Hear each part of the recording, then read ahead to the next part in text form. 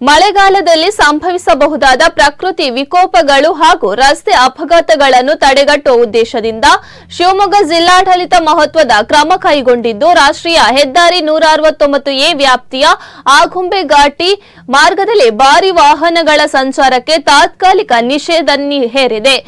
June 15ರಿಂದ ಜಾರಿಗೆ ಬರುವಂತೆ ಮಳೆಗಾಲ ಮುಗಿಯುವವರೆಗೂ ಜಲ್ಲಿ, ಕಲ್ಲು ಹಾಗೂ ಬೃಹತ್ ಸರಕು ಸಾಗಣೆ ಮಾಡುವ ಭಾರಿ ವಾಹನಗಳ ಸಂಚಾರವನ್ನು ಸಂಪೂರ್ಣವಾಗಿ ನಿರ್ಬಂಧಿಸಲಾಗಿದೆ ಎಂದು ಜಿಲ್ಲಾಧಿಕಾರಿ ಪ್ರಭುಲಿಂಗ ಕವಳಿಕಟ್ಟಿ ಆದೇಶ ತಿಳಿಸಿದ್ದಾರೆ.